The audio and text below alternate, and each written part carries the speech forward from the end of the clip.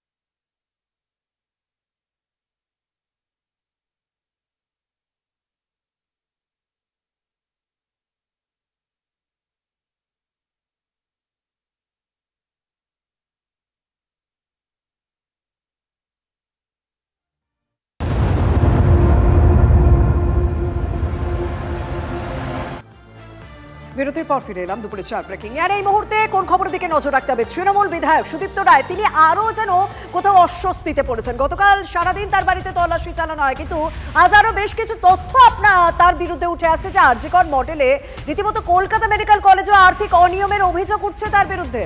আর্থিক অনিয়মের অভিযোগ তৃণমূল চিকিৎসক নেতার বিরুদ্ধে। আরজিকরের মতো কলকাতা মেডিকেলের রোগী কল্যাণ সমিতির চেয়ারম্যানও ছিলেন সুদীপ্ত রায়। প্রভাব খাটিয়ে হাসপাতালের প্রতি কোণে দুর্নীতি চক্র গড়ে তোলার অভিযোগ উঠছে এখন তার বিরুদ্ধে। অত্যন্ত প্রভাবশালী একজন লোক ডক্টর সুদীপ্ত রায়, তিনি একজন বিধায়ক এবং তিনি আরজিকর মেডিকেল কলেজ ও কলকাতা মেডিকেল কলেজে রোগী কল্যাণ সমিতির একজন চেয়ারম্যান। তিনি নানা গভর্নমেন্টের নানা সরঞ্জাম নিজের নার্সিংহোম সরজু নার্সিংহোমে নিয়ে যান এবং নানা ছাত্রছাত্রী রয়েছে যেরকম নার্সিং এবং প্যারামেডিক্যাল কোর্সে উনি নানা ভুয়োভাবে ভর্তি করিয়েছেন এবং নানা কাজে ভুয়োভাবে উনি চাকরি দিয়েছেন। সেই সব তথ্য প্রমাণ আমার কাছে রয়েছে এবং সেগুলো আমি ইডি, সিবিআই, স্টেট ভিজিলেন্স এবং নবান্নের কাছে তদন্তের দাবি রাখছি এবং তাতে যদি কোনো সাহায্যের প্রয়োজন হয় তাতেও আমি রাজি আছি। এই মুহূর্তে একটি বড় খবরের দিকে নজর রাখতে হবে। জুনিয়র চিকিৎসকরা আজ সকালে রাজ্য সরকারকে মেল করেছিল, তারা আরও একটি বৈঠকের দাবি করে তারা মেল করেছিল এবং সেই মেলের উত্তর এসে পৌঁছেছে জুনিয়র চিকিৎসকদের কাছে। আপনাদেরকে জানিয়েছিলাম যে চতুর্থ এবং পঞ্চম দফা নিয়ে তারা আরও একবার বৈঠক করতে চায়। জুনিয়র ডাক্তারদের ইমেলের জবাব দিল নবান্ন। জুনিয়র চিকিৎসকদের ইমেলের জবাব দিয়েছে নবান্ন। কি রয়েছে সেই চিঠিতে, রাজ্য সরকার কি ভূমিকা নিল তা আপনাদেরকে জানাবো। তবে আরও একবার আপনাদেরকে জানিয়ে রেখে আজ সরকারি জুনিয়র চিকিৎসকরা তারা মেল করে, কারণ তারা আরও একটি বৈঠক চায়, কারণ তাদের যে সমস্ত দাবি রয়েছে সেই সমস্ত দাবি সম্পূর্ণভাবে না মানা হলে তারা অবস্থান তুলবেন না, এরকম একটা বক্তব্য রাখা হয়েছিল। সন্ধ্যে 6টায় নবান্ন সভাঘরে জুনিয়র ডাক্তারদের সঙ্গে বৈঠকের কথা বলা হয়েছে। আমাদের সঙ্গে রয়েছেন সহকর্মী দীক্ষা ভূঁইয়া। দীক্ষা, কি বলা হয়েছে এই চিঠিতে? দেখো, চিঠি এখনো পর্যন্ত কি বলা হয়েছে সেটুকানা চিঠি আমাদের হাতে এসে পৌঁছয়নি, কিন্তু যেটা বলা হয়েছে আমরা প্রশাসনিক সূত্র থেকে জানতে পারছি যে জুনিয়র আন্দোলনকারী চিকিৎসকেরা চতুর্থ এবং পঞ্চম দফা তাদের যে দাবি ছিল, অর্থাৎ সমস্ত সরকারি হাসপাতালগুলোতে নিরাপত্তার বিষয় এবং যে পঞ্চম দফা দাবি ছিল থ্রেট কালচারের বিরুদ্ধে ব্যবস্থা নিতে হবে, সেইটা নিয়েই কিন্তু তারা বৈঠক করতে চেয়েছিলেন আজকে এবং চিঠি দিয়েছিলেন মুখ্য সচিবকে। পাল্টা মুখ্য সচিবের তরফ থেকে আমরা যেটা জানতে পারছি যে জুনিয়র চিকিৎসকদের চিঠি দেওয়া হয়েছে। সন্ধ্যে 6টার সময় নবান্ন সভাঘরে তাদের আসতে বলা হয়েছে এবং সেখানেই তার সঙ্গে মুখ্য সচিব বসবেন, তাদের সাথে বসবেন এবং আলোচনা করবেন।